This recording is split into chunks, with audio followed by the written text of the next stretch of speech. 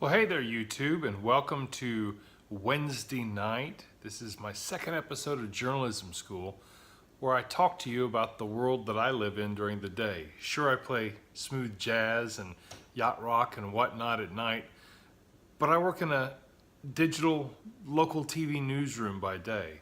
And in fact, I was going to record this a little bit earlier tonight, but we had breaking news. The glass plant from my hometown of Henrietta, Oklahoma exploded. Massive explosion. Thankfully, nobody hurt. But as a journalist, you drop what you're doing and try to help. So I tried to organize some photos, local video, even a couple of phoners that we did right there on the spot. So everybody pitches in to help in a newsroom.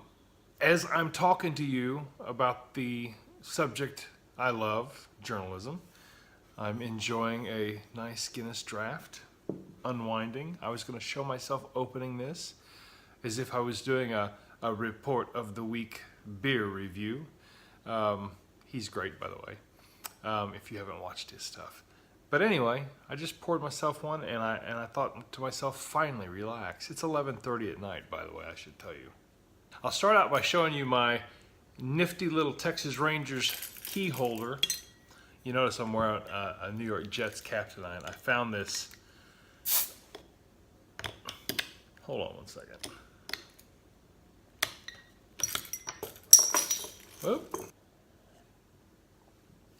So, if I were to build the ideal digital journalist in 2018, I'm going to tell you exactly how I would do that.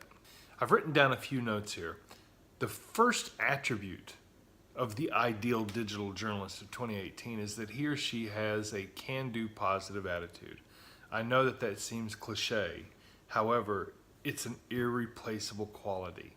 I can hear it in the voice of a person when I talk to them on the phone. I know it within an hour of meeting a person, genuinely. I can see it in their interactions with other people, whether it be in person or on social media. You know really quickly whether somebody's genuinely positive and genuinely of a can-do attitude. You need skills, you need an education. But you cannot just invent a can-do positive attitude. You might be able to cultivate it over time. But really, in this day and age, you got to be a great newsroom citizen, and that starts with a can-do positive attitude. The second attribute that is most important for the creation of a journalist in 2018, whether it be digital, newspaper, TV, you name it, well, it's especially important for print and digital. It's a command of the inverted pyramid. I'll explain that in detail sometime, but think of it. It's a pyramid. This is a pyramid, right? Kind of. Well, just the inverted. It's more like an upside down triangle. It is the creation or the structure of a story where the most generic details are on top, the broad strokes. A man was injured today in a boating accident on Lake Tenkiller, officials said. And then you go into more details. That first line is called a blind lead. And then you go into details. The man has been identified as John Doe, 34, of Tulsa, Oklahoma. And then more details, and you get more granular and more granular. And the trick is that you need to be able to write within an inverted pyramid structure in a very short amount of time. You get breaking news, and then it's off to the races. You want to be first, you want to be accurate. You've got confirmation, you've got your information. Now, can you write that story within 90 seconds to 120 seconds? It's that quick. In a corporate environment, in corporate communications, I'm used to getting all day to write something, or at least a morning. In the news world, you got a couple of minutes, especially on digital. Even if you're writing a 20-inch story for newspaper, you might only have half an hour. You got to get to it, and that just takes repetition and practice. It's not enough to be a can-do positive person and not be able to write really quickly in that sort of style. The third attribute of a digital journalist or any journalist in 2018 that I would be interested in, and I can't speak for everybody, all right? So these are just my thoughts. But you got to be detail-oriented. And at first I was going to say you got to be a good speller. And here's what I mean by that. I won my 6th grade spelling bee, whoop-de-doo. I also won a corporate spelling bee while I was with Love's Travel Stops and Country Stores last year. It was for charity. It's very nerve-wracking. I'm not a big fan of the actual National Spelling Bee. I kind of find it to be child torture. However, people who are good spellers, what do they have in common? They genuinely understand words. They understand the etymology of words. They understand where they come from. They understand how they're constructed.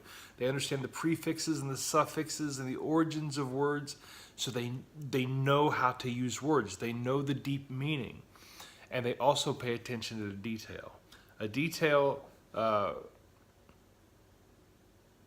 Paying attention to details such as spelling, especially of people's names, is vital for building relationships and not ruining them.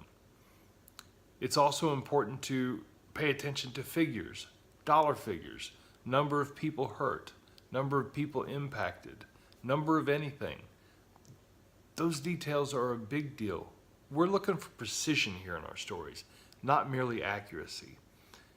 And when I see somebody who really can't spell worth a darn, I see somebody who doesn't pay enough attention to detail, or who doesn't have enough of a command of the English language to work in journalism. A lot of times people will email us and say that they've noticed a mistake in our stories, and it's a grammar mistake. They call it a journalism mistake, but really it's a grammar mistake. There's a big difference between a journalism mistake and a grammar mistake. We're not all grammarians. That's why we reporters have copy editors, but we are journalists. And it's just important in these situations where fewer and fewer people work in a newsroom that you have a command of the language such that you pay attention and adhere to details such as spelling.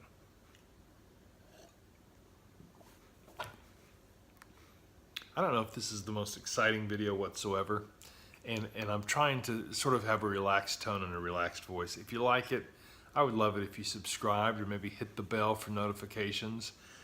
This is only my second in my journalism school series of videos, so anyway, I hope you're digging it. Number 4, you don't have to be an influencer on social, but you have to have an ability, a willingness, and an ability to enjoy living and thriving on social. You need to be on Facebook, you need to be on Instagram, you need to be on Twitter, and you need to be active. You don't have to be a master of it. Really, you just have to be competent. Most anybody can do it. Last but not least, in terms of the attributes that I think makes up a really good journalist in 2018, is to be somebody who has a good sense of fair play. We deal in the truth. We are the gatekeepers of the truth, or so we like to think so. But even more than that, we try to have a sense of fair play in any story that we cover. We're looking to uncover the truth, to comfort the afflicted, afflict the comfortable, but more than anything else, just be fair.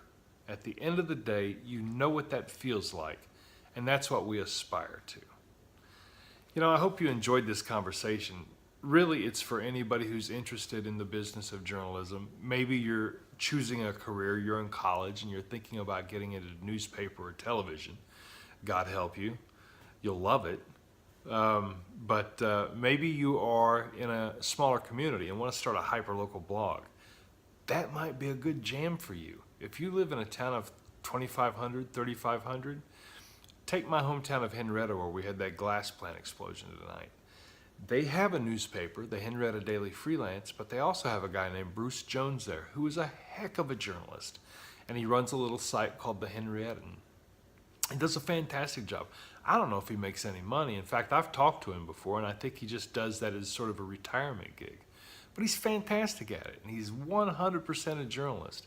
You could do that too, and I hope through these videos that I might be able to give you some tips and the basic foundation for how to behave like a journalist so that you can produce like a journalist.